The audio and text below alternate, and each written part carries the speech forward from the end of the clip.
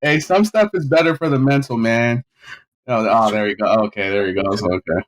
Um, but yeah, nah, I feel like me personally, I would music is probably my driving force, and what else do You probably put you like a microphone or something, and then that probably would look somewhat good. I would assume.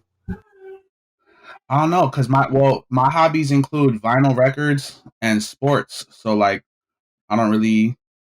Oh, I got an idea. Maybe I'm wearing like a baseball jersey, like a baseball style jersey, but instead of like a logo on the left chest, maybe I'll put like a music note, and I'm wearing headphones. I think that shit's hard. Yeah, Yeah, that that would would be be pretty sick. I legit. mean, Yeah. for sure, just whatever you want, and I'll let him know for sure. Yeah. It'll be dope. It'll turn out good too. I'm And what's telling you. my He's a my dope artist. my hat on with the hair coming out I got kind of long hair, so my hair coming out the bottom should be pretty hard. And don't be afraid to go crazy too, because the one I put in, I told him all that stuff, and he's actually making it. I was like, oh snap! I was low key kidding on some of this stuff, but he was actually making it. Wow.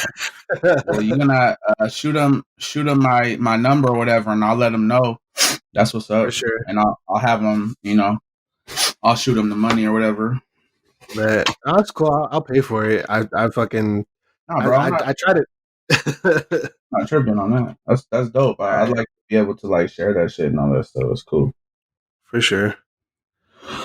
Well, I guess we'll just start it up then. Welcome back, piglets, to another installment. What? Let's go. Welcome.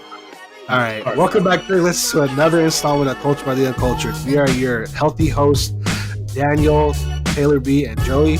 Before we go any further, be sure to click that follow or subscribe button. And remember, Cultured by the Uncultured is available on Spotify, Apple Podcasts, YouTube, and SoundCloud. Be sure to follow us on Facebook, Twitter, and Instagram at Cultured by the Uncultured. That's one word.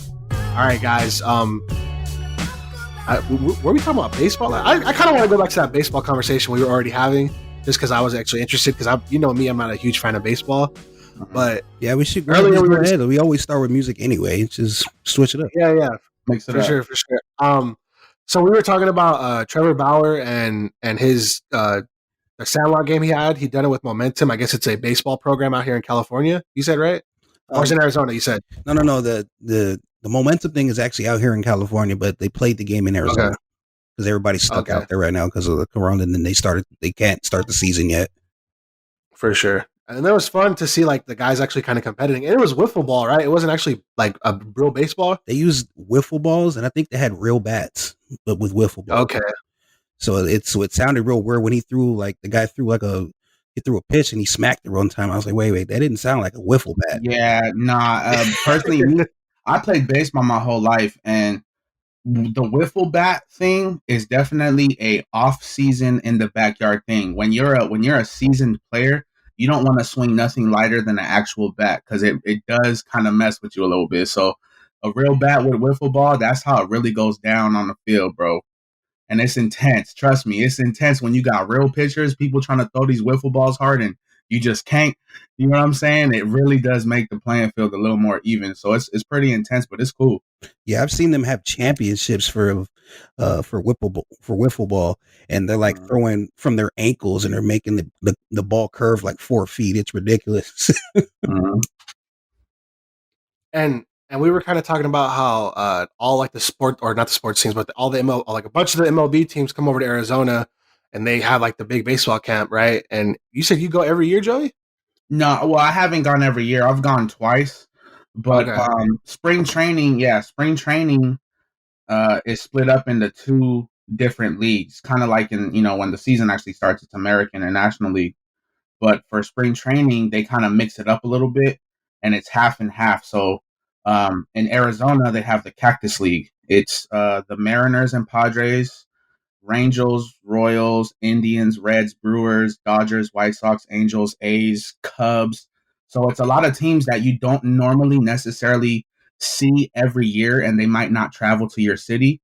So spring training is actually a really big event for Arizona and California and the surrounding states, simply because a lot of these people get to see these professionals that they don't normally get to see like that, even if it's only for an inning or two and they get to see the young guns. But it's actually really cool. And it actually makes a lot of money. You know what I'm saying? The hotels packed, restaurants packed. I was just gonna say that that's got to impact the business of like the hotel industry out there, like in a major way, just because of the coronavirus right now, and people not traveling so much, and then obviously people not really staying in hotels that much. Everybody's trying to stay inside the house. Of course, pretty much every sport that could have been going on right now is not going on right now. They're trying to keep crowds to a minimum.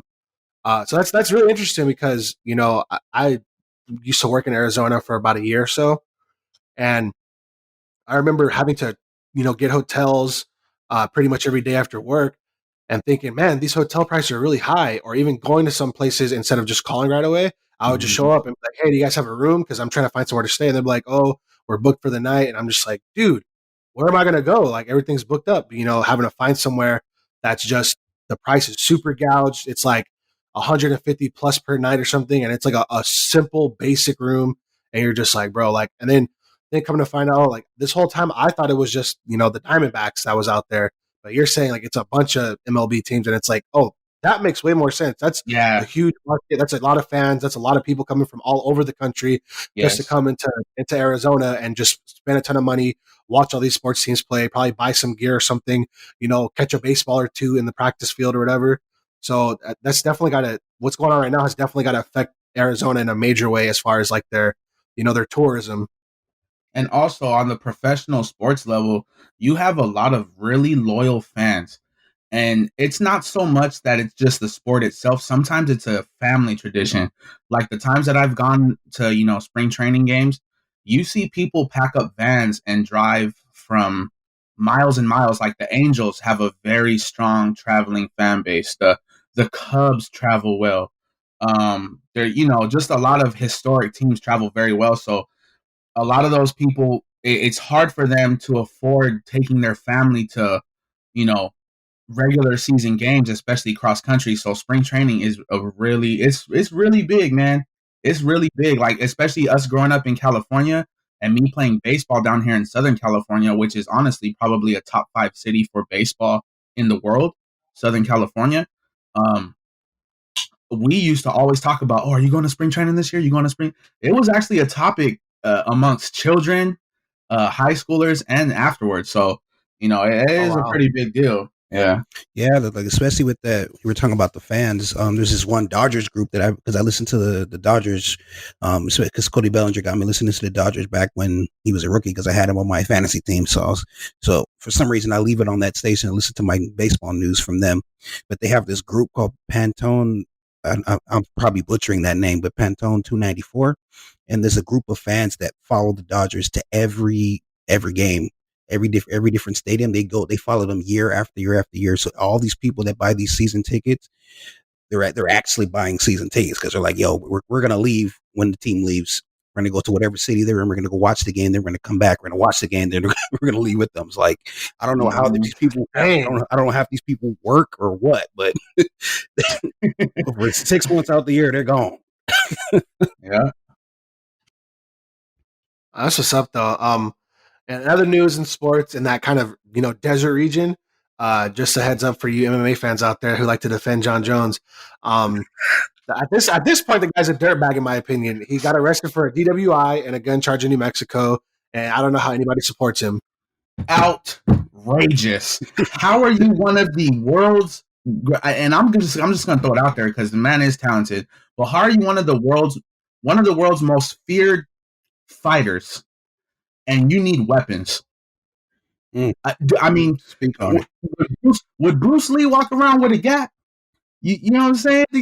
I just don't know why his name always has to be attached to something like intoxication. Like he's pissing hot all the time, basically. I'm gonna And keep it's it like I don't know 100. how. I don't There, I don't get it. there's just sometimes you have to truly remember that no matter how famous or well known or what sport somebody's playing, they're still a person. You know what I'm saying? And they're True. susceptible to the same experiences and the same downfalls as everybody else. Unfortunately, when you're under that microscope, some people don't care about that pressure, and you still gonna keep it 100 with yourself. Some people would rather please themselves in a sense of like, I don't care what nobody else think. They not, they not paying my bills. They're not doing this. They're not doing that. But the truth is, when you have opportunities and you're making money and you're not trying to invest in your personal growth, things like this happen, i.e. Antonio Brown. You know what I'm saying? There's a couple cats out there that got great opportunities that just like, bro, what are you doing? Yeah, what are you doing with yourself, man? And for this one is just really silly to me. This actually blew my mind because I had not really heard this news like this. If you a fighter, what do you need weapons for, player? I'm sorry, it just sounds outrageous to me. He need them for the people that can't fight. Like everybody knows, like if you can fight, somebody try to come challenge you. As soon as they start losing, and they're gonna try to save face and pull out a weapon. So I could see that aspect of him saying, "Okay, I got a gun with me," but that should be in the back of the truck somewhere. Be like, okay, at first I'm gonna use these hands, but if you pull out something, then I'm gonna go to the trunk. It's gonna sound like that old Bone Crusher song. Well, blown up in the trunk. But what kind of lifestyle are you living to really? I mean, look. I hate to use this excuse, but look at Mayweather. This dude is good at fighting, and he acts bougie. He turns down fights. He turns down altercations outside of the ring. So it's like, bro, like, are you really, John Jones, bro? I would take a page out of Mayweather book and start acting above yourself. And leave the ghetto stuff alone. Yeah, I can see that. That would make sense. It would make life easier for a lot of athletes, not just John Jones. I do have to bring this out just for perspective purposes, but let's keep it real. A lot of these people who are fighters are kind of fighters by nature and not so much by choice, if that makes sense. There's definitely a lot of people who their personalities and the way they learn and their intelligence level, I'm not trying to point nobody out, but you're kind of limited. You know what I'm saying? There's definitely some people who are not made for the workforce. They're not made for direction. So like, even though you're physically built, you might not be built for military or anything tasking because you don't like taking orders. And sometimes training and fighting is the one way some people cope with releasing that energy. And I would say the personality part of you doesn't exactly follow suit. So that's why sometimes people are very composed when they're playing sports, because that's how they cope with, whatever they're going through, or just natural energy. But when you're not doing that, you find yourself bored. You find yourself overthinking stuff or learning not how to let things go. You know what I mean? So little traps like that, just gotta stay on your toes, man. Yeah, for sure. Speaking of somebody falling into traps, Cam Newton, huh? Oh my God. You're just with it with the connecting topics today, man. I can't do it with you right now. We're on a hot one, man. We on a roll, baby. Let's go. Yeah. Go ahead, Daniel. I'll let you take the lead on this one. Well, for sure. Are we going to talk about what I said about 20 minutes ago? Yes. Okay, you want to start that? Yes, that's exactly what I'm okay. Cam out here getting his Drake on, literally. Over here hiding kids and all that. Man. But I can, now that I see this story, I can see why they was trying to ship Cam out, because the Panthers historically in their franchise, they're real high on the standards of how their not employees, but the way that their players, their images outside of the football field. So I remember we had the defensive end, Greg Hardy. I remember he went crazy with that chick, threw her on some guns and all that. They shipped him out so quick, and everybody was so pissed off when the Cowboys went ahead and picked him up. So finding out that Cam had a secret baby with another chick, that he had the baby a couple months before he had his actual baby with his wife, or I don't know if it was his wife or his partner. I could definitely see the Panthers being like, we don't want any of that. We already have this circus because you're injured. We have this circus because there's new coaches, and now we bring this into the mix. Like, nah, we already had Eric Reed too. Like, nah. You got to allow me to Tim Westwood it up real quick. Let me drop bomb on the city. You know what? When people are fighting for contracts and trying to get paid with these organizations and teams, do they ever say, we're going to pay you less this year, because you had a great season. You probably broke some passing records, maybe some rushing records, led us, to a winning season. But you got some baby mama drama, so we're not going to be able to pay you the full amount. What? What? In my personal opinion, that let me bring something up. Remember a few years ago in the Super Bowl, you remember Marshawn Lynch Right. when he was, I'm only here so I don't get fined. Right. Yeah. I think it's and there's a difference between speaking to the media and how you go about your day-to-day business as a human being and how it attaches to your play on the field. I just think we need to have definitive lines between somebody's personal choices and somebody's work ethic and field of play and practice. If somebody's a total dick, just not a pleasure to be around a person, but when he's on the field and all he does is perform and act professional, how can I really grade you as a person? And granted, I know these people are hiring you. He's an employee of the NFL ultimately. So that's that gray area where they can say, well, if you act out a certain way, we don't have to pay you. We can let you go because we're an organization, right? We're a league owned by people. So I get that. But I hate that. And again, going back to that microscope thing, I hate that you being really great at what you do and getting paid for it still doesn't save you from that security because of your outside choices. And if people haven't taken that as a lesson by now, I hope they start to. You know what I mean? But I'm definitely on the fence about certain things of how does me myself, I'm not a professional athlete. I work in the office. Now, I get paid and I get graded based off of what I do at work. If I'm acting a jerk on the clock at work, yeah, I can get penalized. Yes, I can get fired. Yes, if I show up late too much, yeah, there's penalties. But my boss don't know I go home and smoke a fat blunt. My boss don't know I go home and get into these arguments with certain people over the phone. Allegedly. Well, he better not listen to this And episode. that's even worse. That's even worse. You're talking about allegedly. You're talking about things that aren't even set in stone, and we're not for sure. But you're still gonna make these assumptions about me as a person and affect my business side. So I'm okay with the new era of all these players and athletes and whoever else picking up their bags and moving elsewhere, because if you're going to treat me like a business and not a person as soon as I do something you don't like, I'm going to do the same thing right back. See ya. And I hope Cam lands in a place where he could start and ball out on them. Oh well. Yeah, he's probably going to the Chargers. I place my money on. But as a fan, First defense. but as a fan, like I don't care what you do outside the field. That's your personal life. As long as you're showing up on the field, as long as it doesn't affect how you play on the field, do whatever you want outside the field. But especially this, it's just like who cares? What? Mhm.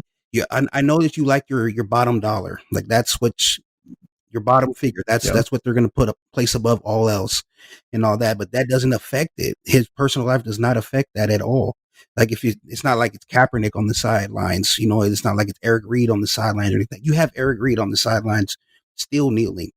But well, you had because you cut him too. But you really think that's going to be less of an issue than more of an issue than Cam doing what he did? Like, come on now, it'll make no sense to me.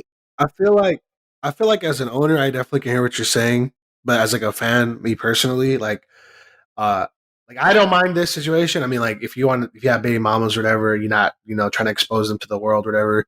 You're hiding the world from your kid, not hiding the kid from the world.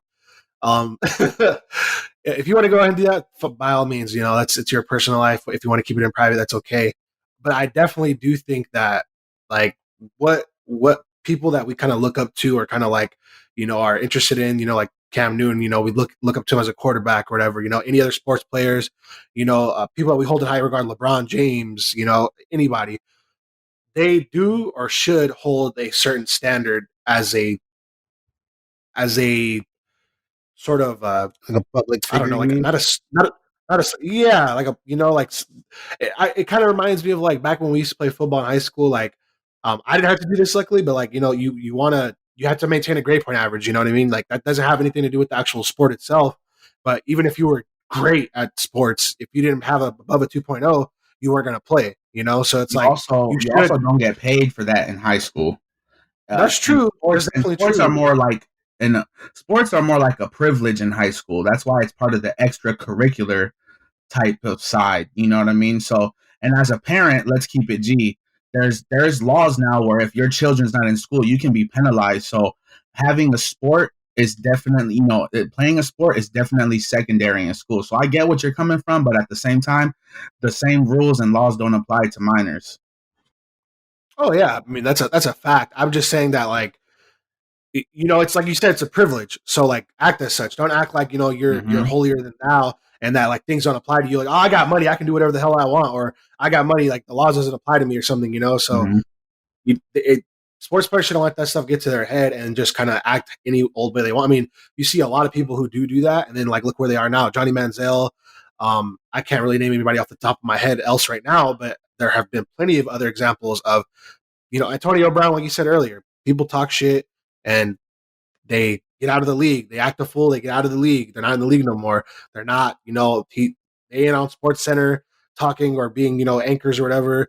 They're not, making big moves in any other avenue or in any other aspect or whatever, right? So, do your job and you want to maintain a certain image. Agreed. I'm not saying that like you have to be like the most like, we have to hold you to like a crazy high standard and you can't ever make a mistake. People make mistakes. You're human, of course. But I'm just saying, be responsible is basically Mm-hmm. what it is. Be It's responsible, definitely especially with your platform.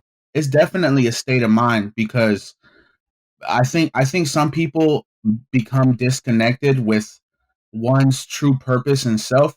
I know that sounds very Gandhi like, but hear me out. I feel like a lot of people think that by them being a better athlete, they're a better person, and that's not true.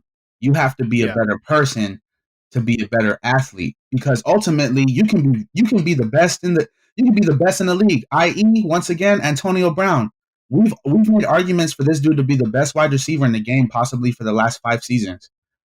Teeter tottering with whoever else is on top. Who DeAndre Julio Hopkins. Jones, D Hop. You know what I'm saying? There's a few guys, but if you're not a better person because of it, if you're a better person, you're a better athlete because then you have people that actually want to work with you.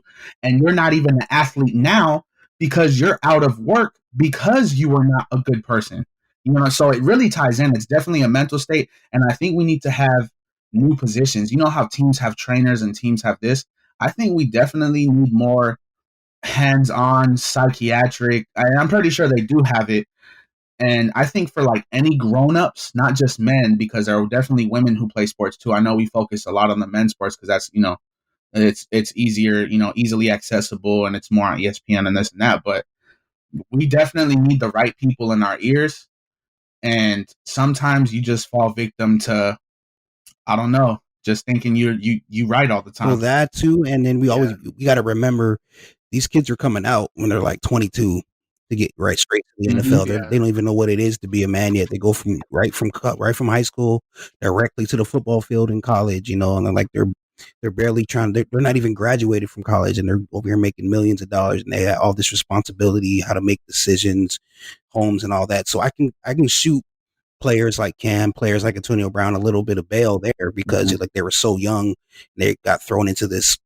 pit of fire pretty much. It was just money, Yep. fame, women, and this and that. Yep. And I could shoot him that other bail too because she was pretty fine. Putting me in that situation, I don't know if I'm making Oh the right God. decision.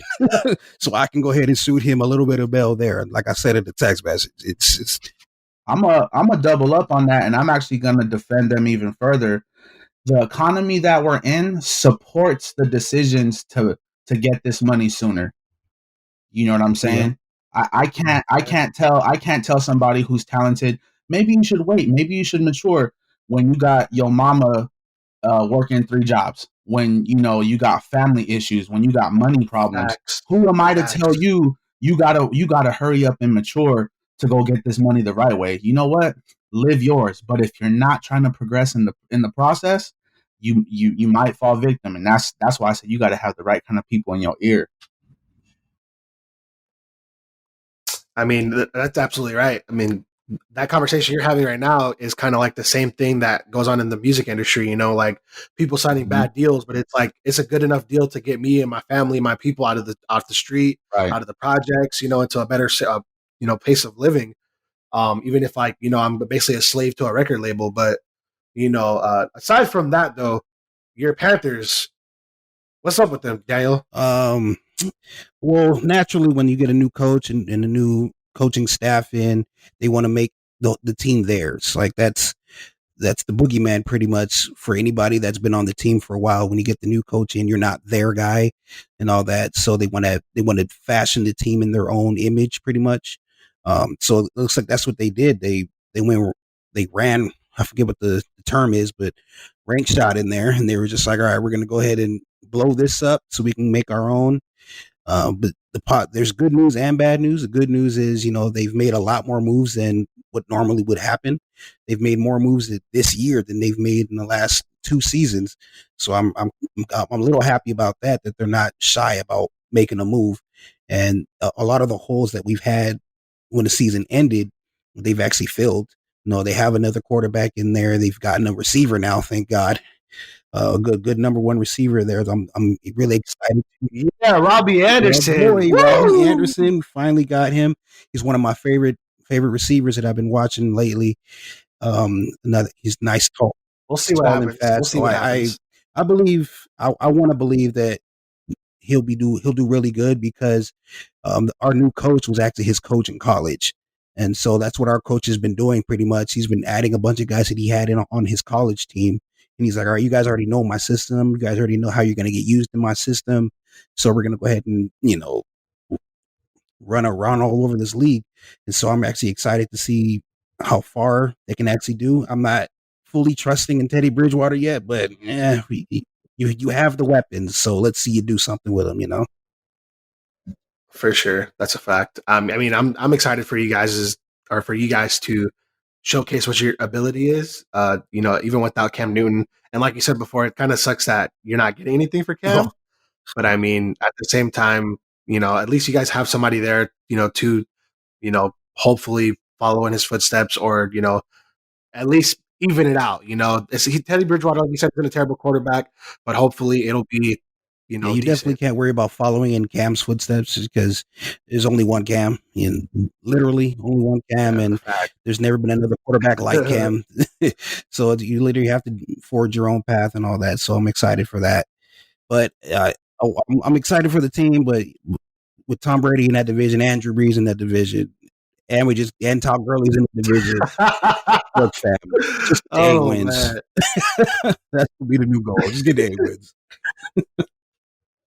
Yeah, for real though. I'm gonna just drop some quick announcements real quick. For gaming and for movies. So for games, Nintendo announces the next fighter for Super Smash Bros. Ultimate will come from the game ARMS. It's an older game for the Switch. It's one of the first games that came out. It's about like these like beings that have like these like longer, stretchy arms. Nobody actually knows who the actual character will be, but of course, people are already looking forward to any little details that'll come out about that. Nintendo also released that the information about the new Pokemon update. It's going to be a massive update that's supposed to come in. I want to say it's supposed to come out in spring, and then another one later in the year. I don't know if that's going to be on hold because of the coronavirus. I doubt it. Hopefully, they'll actually get that, and Pokemon fans will be able to run up with your game. Also, this whole Animal Crossing thing, it needs to relax. Calm down with the Animal Crossing thing. The game is not that crazy. Like y'all can fast forward in time or whatever, by messing with the clock. It's basically Sims, but with farming and animals, and it cannot possibly be that fun. That is absolutely absurd. Minecraft is like relaxing, sure, but is it fun? Is it really fun? It's just more relaxing or like therapeutic, but it ain't fun though. So like, calm down with all that. Anyways, moving on from there. I would strongly agree on that one. Let's keep it moving. You don't get it, bro. It's actually a breeding ground. Everybody that plays that immediately runs into farmersonly.com, bro. It's just the gateway, bro. Oh, man. You don't have to be lonely at farmersonly.com. Gotcha. Oh, man. DLC for Borderlands 3 was released on March 26. Guns, Love, and Tentacles, The Marriage of Wainwright and Hammerlock. It's Looks like it's going to be a cool DLC. They're bringing back one of the characters from Borderlands 2, Gage. He was a playable character, and it's about like protecting Wainwright and Hemlock as they, get married. It's supposed to be like a comedic horror DLC or whatever. So, check that out if you have Borderlands 3. Last but not least for the gaming news, a hacker steals the code to the Xbox Series X and demands $100 million. Hey I man, have no idea. I have no idea what the developments are about, like the developments behind that. But I mean, like, the hacker is allegedly threatening to put the code on the internet if they're not paid. And if that happens, I I don't how would that even work? Like, Hey okay, we man, have it too, but what does it mean? Like, I don't really know how that works monetarily. Oh, I put this stuff on the internet. I didn't get no money for it. Now everybody can just make one if they want to. So like, I, I don't really get that. But I mean, hey, whatever works. if someone went through all that trouble and successfully hacked Xbox, was like their server or whatever, steals code, pay the man. He earned it. And Give take that him as a a job. lesson. Give him a job while you're at Give it. him a job. Give him a job. If he hacked it, he could probably protect it better. And that's the guy you need on your team. That's a fact. Movie news, real quick. Wonder Woman 1984 has been pushed back to August. The movie's already ready, so I don't really know why they pushed it back rather than just saying that they'll release it to on-demand services if necessary. But maybe they're hoping for the coronavirus thing to blow over and then for them to get like a nice, good release in the theaters. The Batman movie, the Robert Pattinson Batman movie.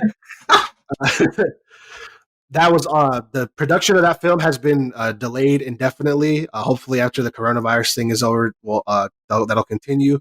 Uh, Last but not least, this isn't really news per se, but it's kind of like a good thing, I guess. The Venom production movie, Venom 2, the one that's going to introduce Carnage, I'm in obviously. there. Yep, Excuse got my attention. me. That is still moving along smoothly. Luckily, they finished right before this like whole event happened. So they're right now are just they're editing remotely. So I'm assuming they're not in like a big fancy studio and like they got all their guys got like their hands on whatever pieces they need to edit and like to develop. And then hopefully that movie will still come out I believe it's supposed to come out in November of this year. So hopefully that's not delayed or anything like that due to the coronavirus. And we get the movie when we get the movie. A lot of films, in case people don't know, a lot of films are actually made well before they're actually released. It's rare that a movie is finished right before it's actually released. A lot of times, there's enough time for reshoots if need be.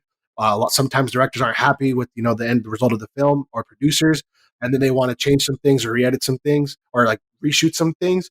So there's plenty of time between the end of the movie, editing, and then possible reshoots, and then the release of the film. So don't worry about it. I'm pretty sure it's Yeah, I going to be remember that okay. when we worked And at that's Regal, they taught us that they were like, I remember I forget what movie it was, but they delayed it. They delayed the release of a movie for like 2 weeks, and then they were just like, "Oh, we're gonna make it 3D." I was like, "What do you mean? Like they have to go refilm the whole thing?" And I was like, "No, no, we're just gonna go. It's already that's when they told us it had been done for months already. They're just gonna take everything that they had and repurpose it for 3D. They used some type of lingo. I can't remember what it is now because it was in like 2011. But yeah, yeah. that movie. All right, moving into the bread and the butter for the podcast music, boy. Let's start off real quick with this single by Marlon Craft, "Mother's Whiskey." Have y'all heard the song? I have not. I'm not huge on just singles, but I'm gonna get Yeah. around to it because I'm a Marlon Craft fan. So the reason why like I enjoyed the single so much is because he had released actually the song "Mother's Whiskey," I think like last year, maybe even like late 2018. And it was like a minute and like 30 seconds or something like that. He actually released a video for it. It was never officially released like on Spotify or Apple Music or anything like that. None of those streaming services, but it was on like SoundCloud. I think that's where I had it from or whatever. And it's a great song. The beat is like really like mellow. And, of course, like Marlon is just kind of, doing his thing. He actually got a feature from Coda the Friend, who I kind of more recently discovered. Last year, actually, I believe. I started listening to music from him last year. By the way, he dropped an album this year too. It's super dope. Check it out. It's all available on all DSPs. It's new Code of the Friend from this year, so check it out. But what I was gonna say was his introduction to that song is great. It's a welcome feature. Obviously, Marlon Craft even throws on some extra additional lyrics at the end of the track, and I think it was a well put together piece. And I'm hoping for more. Right now, he's actually doing a series where he wakes up every morning and he writes down his thoughts in like in a rap form or a rhyme form, and then he like gives it to his audience or whatever. He actually made a whole nother Instagram account page to put those videos on there and share his thoughts with his fans or whatever. It's pretty cool. I've been following it. I enjoyed it a lot. I think he's on like day number 6 right now, so it's cool. People, I like that. A lot of these artists are kind of doing creative things to stay, It's to good. keep the fans satiated, keep the fans satisfied, and keep the creative juices flowing. Like Exactly.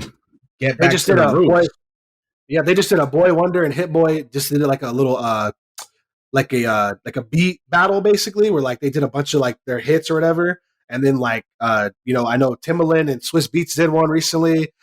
D Nice was basically playing a party for Instagram for like like a whole weekend, like a week ago or whatever. So a lot of people are like out there still like promoting and doing and working. So it's good to see that that creative energy is still there, even with maybe people being down in the dumps about the whole coronavirus thing and not being able to actually go outside and enjoy life on a normal basis. I mean, you say that, but I've seen a lot of people outside when y'all ain't supposed to. That's getting Yeah, That's true. that's getting pretty comfortable and consistent to say that. Hey, if we finish every sentence with well, because the corona stuff. So it's like, I mean, ultimately, look, the social distancing thing that we're experiencing right now, um, that is pretty much they're making laws out of advice. We recommend that everybody stay apart. Now it's a rule. So we're gonna shut down all these public places, and there is a lot of people outside because you can't force anybody to stay in their house, at least not right now. And Yeah. and if and ultimately, like I haven't been pulled over or anything, but I know a few people personally that have said that they've been pulled over and questioned as to where they were going. I personally don't appreciate that because I have a workplace that I go to, and there's less people in my office than there is literally in the home that I live in. So you tell me where I'm safer. Yeah. You know what I'm saying? For So real. you're not gonna stop me from walking my dog. You're not gonna stop. I need the fresh air. I'm not gonna get cabin fever. Luckily we're in here with I got the music setup going on, and we got the podcast booming, and we like music and movies and games and all that. So we're okay for an extended amount of time. But I'm not staying inside the entire time. It's not like a airborne plague, or you know what I'm saying? Fire's not falling from the sky. I'm sorry, dude. And not to mention, I live in California where they charge us more on rent simply because of where we live. Well, excuse me. Recently, the conditions aren't better here. So unless I'm getting a discount on rent, I'm taking my ass Right. outside because I For pay real. for it. Because I I pay feel like for it. Especially if it's on the I feel like I've weekend. seen a lot more people outside walking around. Said Say that again. I said I feel like I've seen. Oh, go ahead. Yeah, you go. Go ahead. I was just gonna say I feel like I've seen a lot more people walking around recently, like walking dogs, going out and walking around with their kids and stuff, than I've ever seen before. People I feel like are usually at work or doing something like that, but because they can't be at work, maybe, or because Hmm. there's more people in the house or something, people are trying to kind of get more active, and it's interesting to say the least. Did you see the smog levels over Los Angeles go down? Well, I yeah, heard about don't that. A It's a say. lot of good things beautiful are thing. happening because of this. I feel like, man, and I say this faithfully, but you can't fight nature, man. And sometimes the way that this virus is spreading naturally is hard for us, but the earth needed it. Oh, You know okay, what I'm saying? Thanos. I hear The you. earth and the fact that we really got some good rainfall here recently, leaving everybody's front yards looking real nice, and now people are home so that they can mow their lawns, is great. I don't know about y'all, but I mean, minus the virus. Let's not make jokes about that, but it's great right now. Things are actually looking up, and once we get past this, as a people, get past this virus, and hopefully enough people follow suit and take care of their family and stay clean. Once we get past this, I hope people See, learn. yeah, I can't wait for that weekend when I can finally say, "Hey, there's a party next door." Right. Wow. Speaking of the weekend, He's on one, man. He's transitioning like a And I was moron. trying to Okay. find the alley oop. speaking of the weekend, though, he dropped the deluxe version of After Hours pretty much 2 days I think if it was like 2 days or 3 days right after he originally dropped After Hours, I don't know why you would do that. I feel like I would take a break to kind of give like the hype back in there. It was like 5 additional tracks, but they were just remixes of other tracks with some features on there. Got to say, underwhelmed. Got to say, very underwhelmed. Nothing stood out to me. It wasn't super great. It wasn't. There weren't welcome additions. I'd probably give it a C minus at best. It wasn't. It just wasn't all that. I gave it a listen, and I was like, all right, this is forgettable. All right, I'm never going to come back to this. It's a wrap on the weekend. I'm on the gonna weekend agree. album. I'm gonna agree with you with the C minus. It's Canadian pop music. Some of it's catchy, some of it's not. I can keep it pushing, no problem. For sure. Did you listen to that, Daniel? The No, deluxe? because I hate when artists do that, giving me the deluxe, especially 2 days later. You could have just put that. Oh, you could just all release the entire thing on the On the original album? album. I would have been completely fine with that. If Chris Brown can give me Or an album with 40 tracks, you can give me the deluxe. or Especially if also they're just remixes. right, and I'm not a big fan. This is something that's disappointed me over time, just as a music lover. Um, Social media has changed the way we've approached music, and there's one thing that I don't like. I don't like that everybody offers release dates for every single thing. Like, damn, bro, just drop some music and surprise us every now and then. You know what I mean? You Yeah, don't have to. You don't have to let me know. Oh, the album's coming out in 3 months, and then 2 months from now, the album's coming out in 30 days. The album's good, bro. Just give us a week time. Say, hey, it's gonna drop soon, and then drop the damn thing. And if there's a deluxe version where you're only adding 2 remixes or one extra song, how about you just don't say nothing, and the real fans will find it. that's a fact. You know what I'm saying? Like, I I don't know. like the way J. It's Cole did it I one may time be where it was J. Cole and Logic where they had at the end of the song, they had an extra song back there. You just had to let the record play long enough and then the other song would pop. That would have been a great way to mhm. do these. I I knew you were gonna say that. I don't know how, but I was like, Daniel is about to bring up that Logic song. He is absolutely gonna say it right now. There's also some mistakes that I've heard happen on tracks. Like there's this track by Dom Kennedy called 5 Year Theory, where it's a song and then it's 3 minutes of nothing. And then another song starts. I was like, bro, what producer forgot to cut these tracks? Unless there's a hidden purpose behind the moment of silence, which I would respect, for certain things. I know people have definitely done that in their projects. But I've been listening to this song since like 2011. And the fact that I like both songs, I hate that I'm in the car listening to the first half and then it's quiet for 3 minutes. And then it starts to slap again. It's just kind of irritating, to keep it real with you. That's a But fact. That's a fact. go ahead. What were you saying? I was just gonna bring up the fact that the Weeknd and Party Next Door probably have beef, like they were saying on Joe Budden. Oh, But uh, but to be honest, though, I think this Party Next Door album was better than the Weeknd's album personally. Party Mobile or Party Mobile, I'm not really sure what it is, to be honest, but I haven't heard it pronounced yet either, so I really don't know what it is.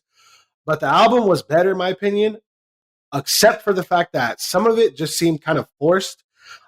He had a couple good songs in there. I know he had a feature with Rihanna. He had the song "Loyal" with Drake, and he had the remix on there with Bad Bunny. He also had the song "The News." Pretty much all those songs that I heard before and that Rihanna track, I liked them. There was like one or two other songs that I kind of enjoyed on the album as well. My favorite song on the whole album, though, "Savage Anthem." That song was fire. It was dope. It made me feel like the men are finally up one, boys. Like we got one now. Here's our caption song. We finna flood the gates of Instagram, and the girls ain't gonna have no answer right now. But you know but it was what? cool And though. I haven't heard this album yet, but from my experience listening to Party Next Door, with that sentence that you opened up with, you said it sounded forced. I can agree with that because he definitely makes a lot of music that doesn't sound very personal, but relatable, if that makes sense. I So just don't understand why you would try to incorporate different sounds like this. Like on the one hand, like he's like Canadian pop, he's like it's Canadian pop, fam. You've been over this. somewhat R&B. But then you go from there, and then you try to throw it into like island sounds, and it's like it just doesn't mix, and it just sounds so like He's so Canada, forced. eh? Yeah, like it sounds so forced and almost fake to a degree, and it's like even if like your roots or your heritage, whatever, but it's like it, if you're gonna make an island album, make an island album, make an island based album. Don't try to mix it in with the pop and R&B and stuff. And it's like this doesn't flow cohesively. It You got doesn't to work like remember, though. You got to remember, Canada is a very it's kind of a weird nation because the influence of their art and entertainment comes from all over. So Yeah. that's why it's kind of like when Drake first started using island sounds, it sounded a little too natural. But then I realized like, hey, there's people in Canada. They have Koreans, they have Indians, they have the French language. That's where they speak French Canadian. And like Yeah. whatever provinces and stuff like that they got. So their influence comes from all over. I'm not so hooked on the sound. But yeah, sometimes when they put a lot of different things together, you lose a consistency, which shouldn't be a real problem for music. But not everybody's voice is built for that various sound that they're trying to capture, and I agree with that. That's sometimes somebody's project is all over the place, and it leaves you only liking one or two tracks. And fortunately for us, you claim that one track is hitting. So I'm right after this podcast, man. I'm gonna go slap it. You know what I'm Yeah, saying? I'm on it. definitely listen to that Savage Anthem. Facts for sure. Did you listen to it, I Daniel? did, but I sided with the whole Drake thing back in the day when does he take songs from him? Does he take songs from Quentin Miller and all that? So I sided with him. I don't really give Party Next Door that much of a chance. Like pretty much everything that I heard, that I got through, that I was kind of like, okay, this is probably Drake's leftover. Anyway, he just let you have it. Wow. But that was just my honest opinion, just because I've never really heard them, two separately. It's just like I can't think of Party Next Door without thinking of Drake, and I can't think of Drake without Party Next Door. They're synonymous pretty much at this point with their music, because Drake has been so much of an influence from Party Next Door, and vice versa, to where it's just like, okay, one of you is just feeding off the other one at this point. But I like Drake more, so I don't really give Party Next Door its credit. Oh man, I appreciate the honesty. yeah, that's the least we can say, right? Comethazine, I don't know. He's a fairly new rapper in terms of the rap game, but he dropped an album also, Pandemic, which is because we're in a pandemic right now. It was cool. It wasn't nothing surprising or anything like that. He has like some real grimy kind of like hardcore like murderous type of rap, whatever. He has like that darker energy, kind of like I'm a fuck shit up. I'm a kill people. I'm a f this b, stuff like that. So it wasn't nothing surprising. He only had like one track that I saved. It just didn't impress me as much as like his previous projects, which are mainly the Bosky albums. He has Bosky 1, 2, 3, 3.5, and this is the first one that's like out of that series or whatever, that's just called Pandemic. This wasn't nothing that I was impressed by or anything that I was like, oh, this song is super dope, super hype. Nothing like that for me. So, I'd pass on the album personally. Probably won't ever go back to visit it or anything like that. Last but not least, for the albums that, oh, no. There's two more. Before I go to the Joyner Lucas thing, Slim Thug, I want to say, surprisingly out of everybody, I want to say first and foremost, I didn't even finish the album. And that's a fact. I didn't finish the album.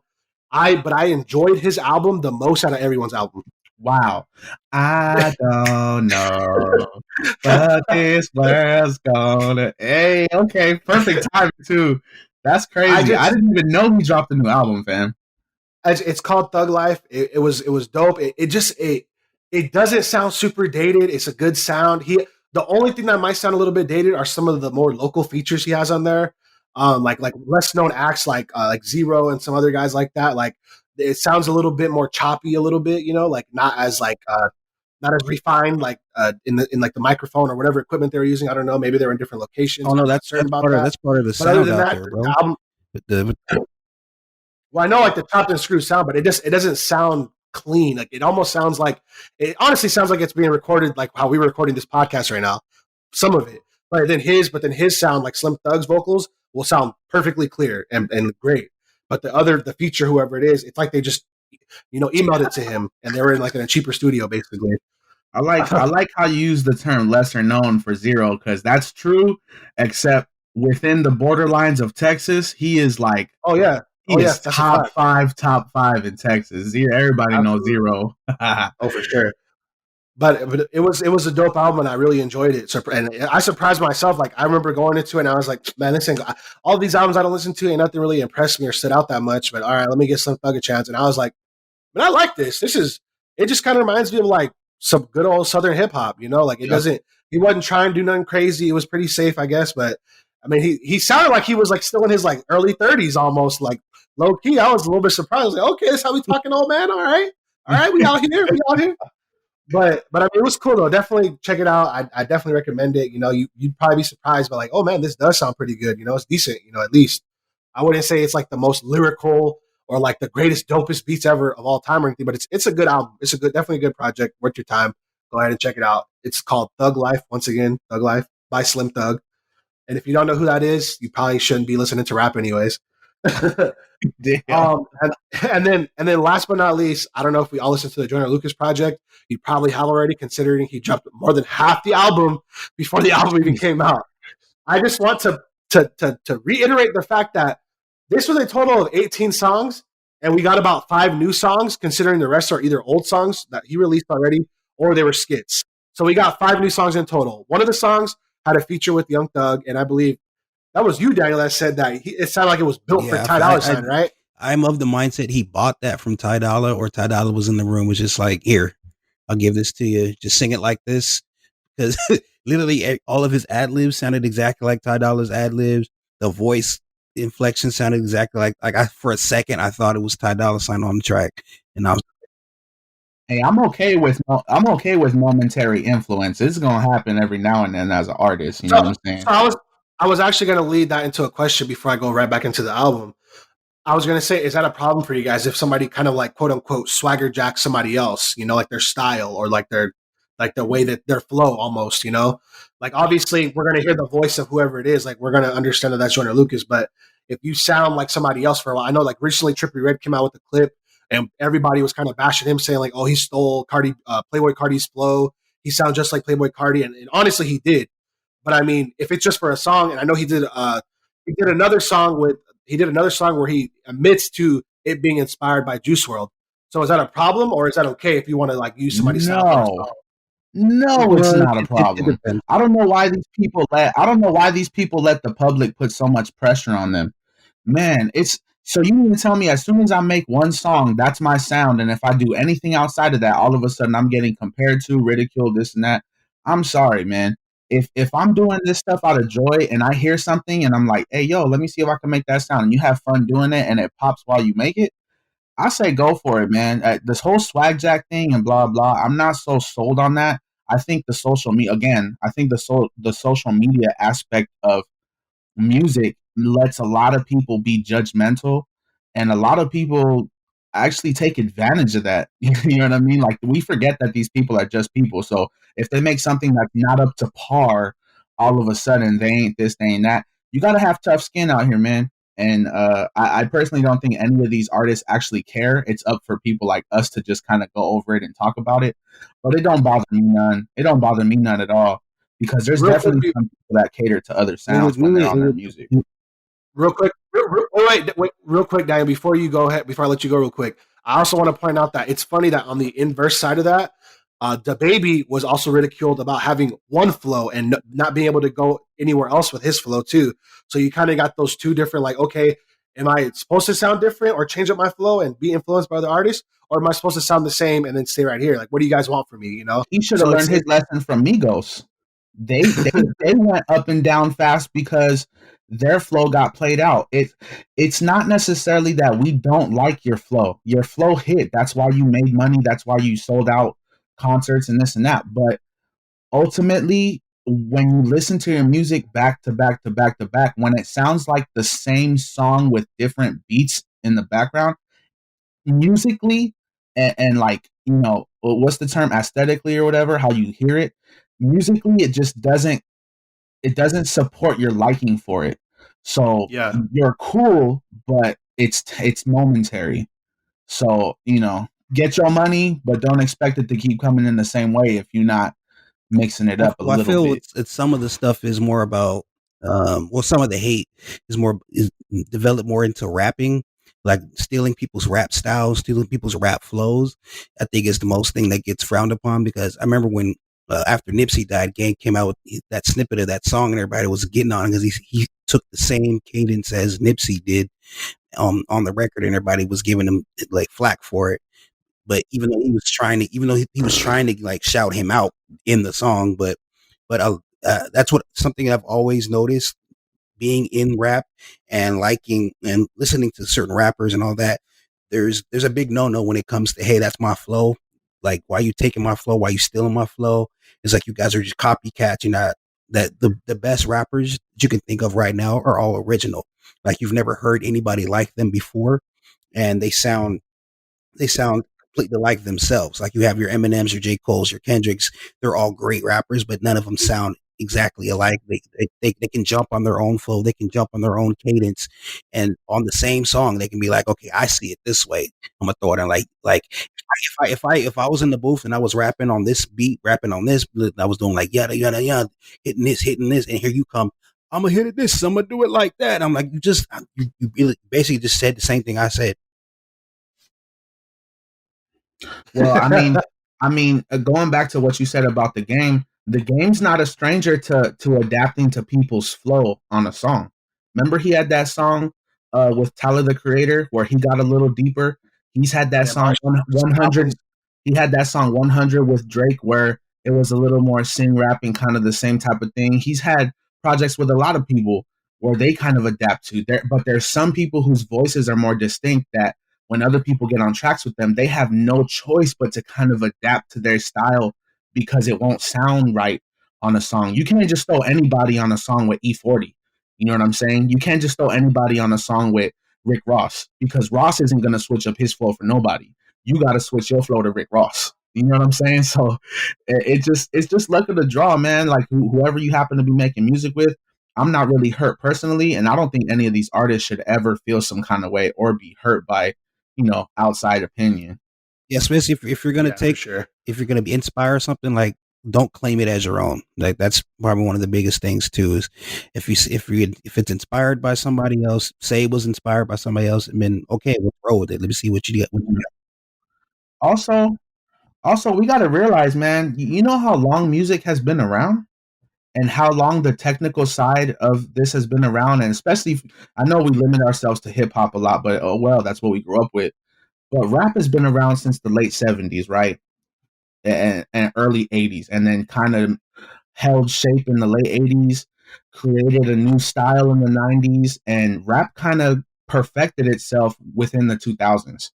And for us to kind of get after people for not having an original flow, if I don't know somebody and I write something myself and perform it however I want to, I'm probably still going to sound like somebody, even if I don't know who they are, simply because how many ways can you say something without it starting to sound not like our language?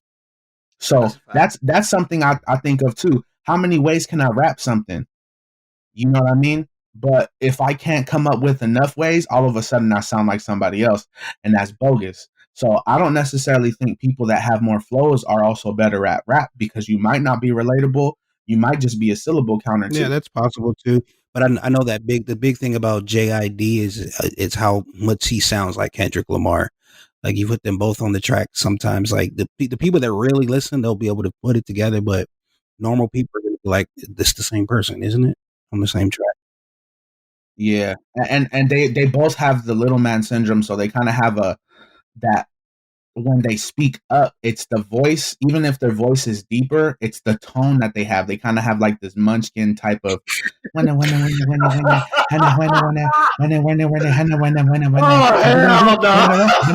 you're laughing because it's true, but it's 100.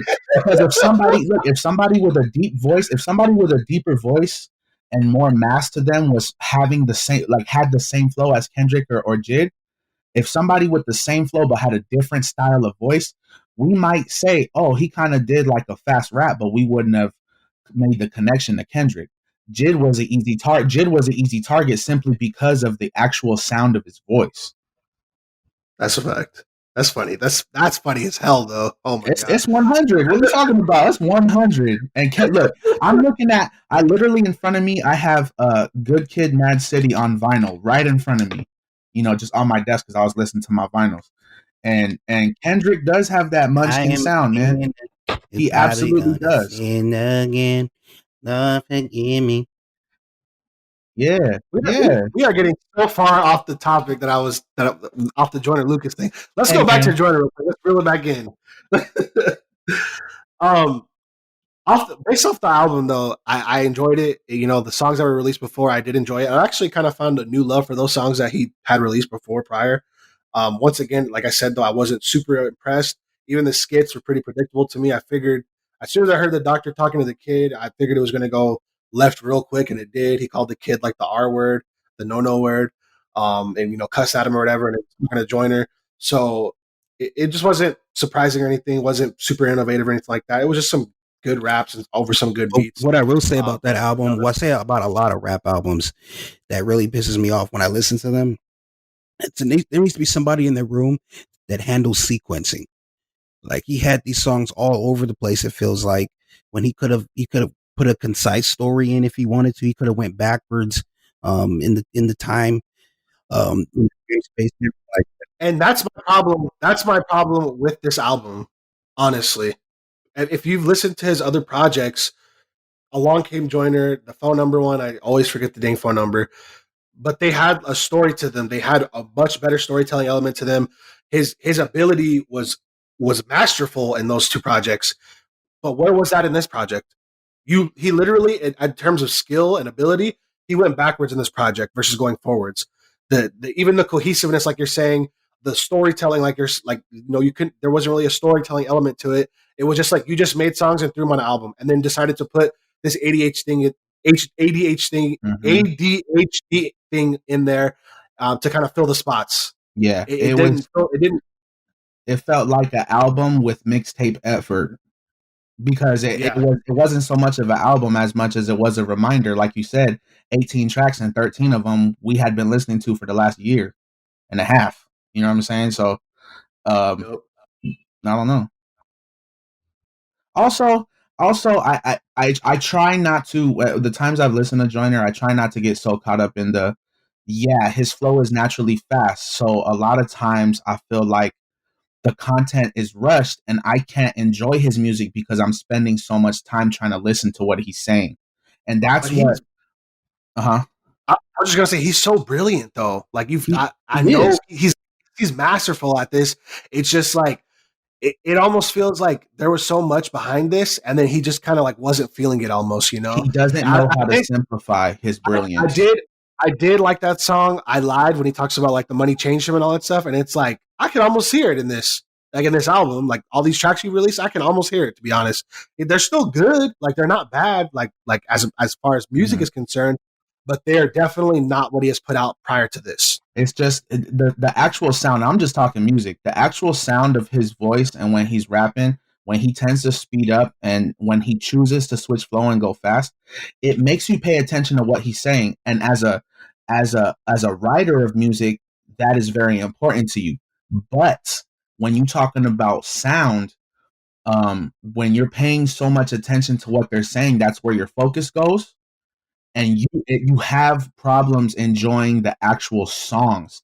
Like I said, he's brilliant and he's a lyricist. He has content and this and that, but he doesn't know how to simplify his brilliance.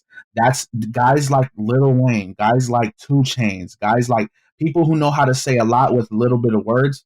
That's a different type of brilliance, and you could find yourself enjoying their music more than you can Joyner Lucas. True. And that's just simple for me.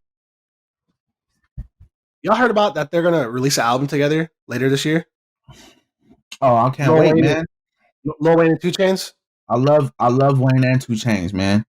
They're both smart beyond their lyrics. Their people's perception of them is definitely not like how they are. Like Lil Definitely Wayne not. is a much smarter man than he makes himself appear to TJ be. has a Two degree. Chains. He kind of carries himself in a Yeah, I was gonna say 2 Chainz carries himself kind of in a better way, but like I'm sure if you just he's a rapper named 2 Chainz, and he has like 8 chains on, can he count? Like, Titty but no, boy. like Hmm. he's very brilliant. They're both very intelligent people. Hey, Um, is Wayne still dating that thick Australian chick? as far as I know, yes. Yeah, he got trapped down under. You know what's Big Shirley put that thing on me? I'm pretty much on lockdown for the rest of the night. Hey, everybody feeling like Tommy right now. You ain't got no job, Tommy. Oh man. To wrap up the show, guys, let's just go into a couple little coronavirus updates real quick for the people. Um, uh, couple things real quick for like the celebrities still. R. Kelly and 6ix9ine, Tekashi 6ix9ine have both tried to plea to get out of jail so that they can so they can avoid getting the coronavirus. Um, R. Kelly has handed out more viruses than the one he's trying to avoid. Bitch, please. oh my god! Oh my god! And 6ix9ine is a big crybaby. He could sit. Well, actually, it's weird because the judge for Tekashi 6ix9ine said he was denied because he said they don't have that power, but they told him to appeal to it was like the Bureau of Prisons or something like that, the BOP. He said that had he known that a pandemic was going to happen, because I guess Tekashi 6ix9ine is actually more susceptible to illness and stuff like that, that he would have let Tekashi 6ix9ine serve a home sentence if he would have known that something like this was going to happen. So maybe that'll happen, and he could potentially get out sooner than he was originally already scheduled to get out, which was in August anyway. So I mean, he's only got a couple more months anyway. Both So in solitary right now. I mean, like, fine. Exactly. Exactly. You're in a rush. You're in a rush. You're in a rush to get out for what? People gonna hate you whether you're inside or outside because you got labeled a snitch. Probably be the safest way to move Tekashi out now while everybody's stuck inside. Be like the freeways are let go. Nobody's out looking for him right now. Everybody's worried about this pandemic and not getting sick.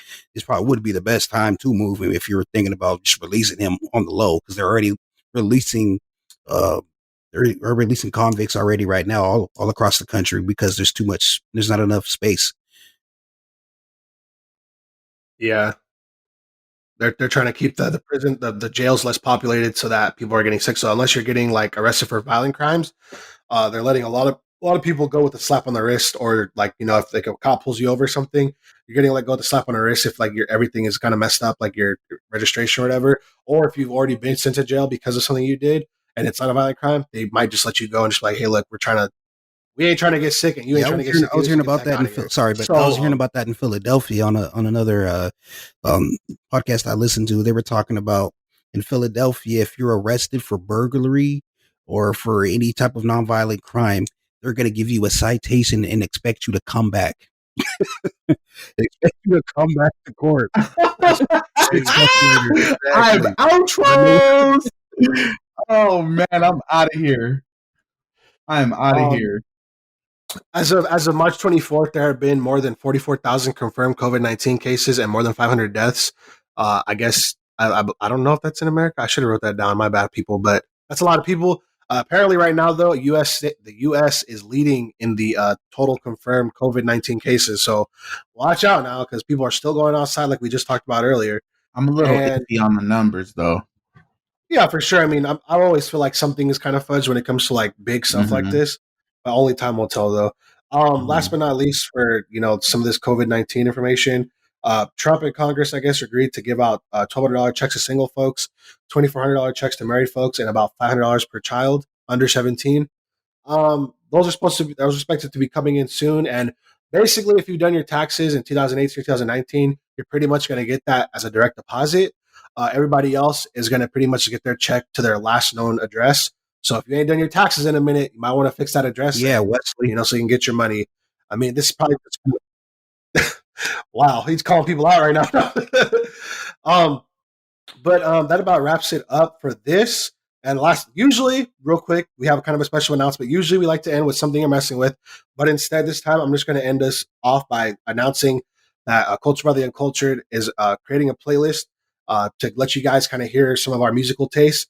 It's going to be called Music by the Uncultured, and we're going to basically split up the year into 2 parts so that it's not just one giant playlist filled with a gargantuan amount of songs.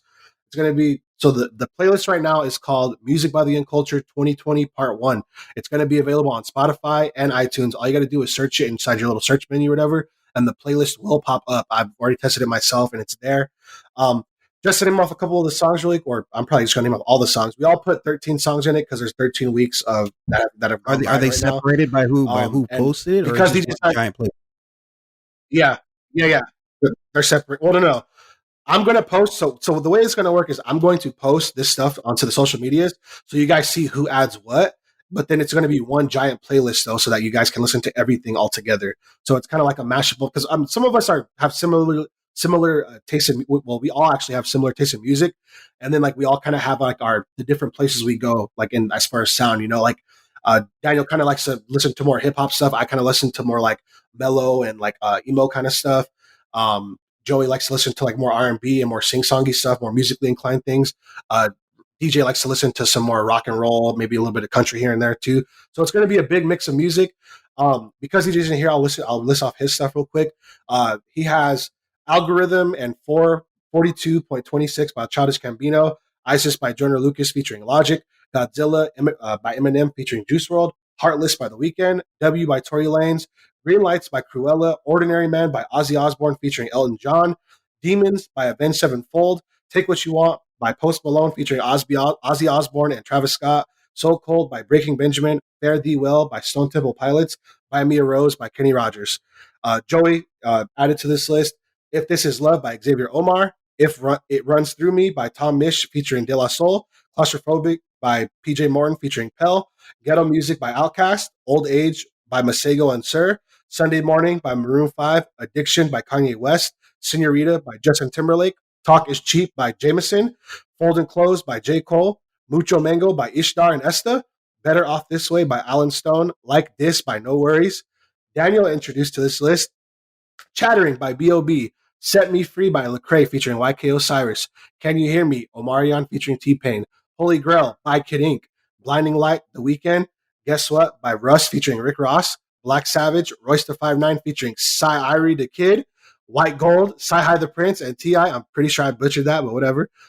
Don't Waste My Time, Usher featuring LMA, Shimmy by Amine, Keep It 100 by Jadakiss, Live Forever by 116 Click, I Will by Eminem featuring King Crooked, Royce da 5'9", and Joel Ortiz, and 212 Degrees by Winnie featuring Mahalia. I introduced to this list Money Up by Bills Raw featuring ASAP 12E, Mom's Whiskey by Marlon Craft featuring Coda the Friend, Fallen by D Smoke, Happy Accidents by Carrie, Dreams and Nightmares by Meek Mill, Diet by Denzel Curry and Kenny Beats, DHL by Frank Ocean, Skydive by Boogie, Distant by Jaden Smith, that is, Rest in Peace Roach by XXXTentacion featuring Ski Master Slump God, Western Road Flows by Drake, Demons by Joji, and Puppet by Tyler the Creator. And like I said before, you guys will be able to catch all those songs on Spotify and Apple Music. There'll be a playlist right there with the same names. Either one you got, go ahead and listen to it on there. And it's going to just be a bunch of music, and hopefully you guys will vibe with it and kind of get more insight to our musical tastes and our musical inspirations. All right. And I guess that's about it, unless you guys have anything else for the podcast. You guys good? Hold up, wait a minute. Y'all thought I was finished? Okay, I'm kind of mad I didn't throw Dreams and Nightmares in that one. That is one of the only hood songs that you could hear at the club and everybody's still going to be rapping it in a section. That song is a forever slap. I'm very impressed you put Western Road Flows on there. That's a good choice like that. I had to get a Drake. I had to get a Drake song, I had to get a Tyler song, and I had to get a XXXTentacion song in there. Those three, I was like, something from each of them. I got to give it to them. I don't want to give necessarily the best or the worst, but I got to give them something. It's like, what are those? I guess it's not even get close. Hey, you already know. I'm surprised this is all their songs. That's crazy. Go ahead. Oh yeah, I mean, I just figured take the time away from the something you're messing with, so I just did that.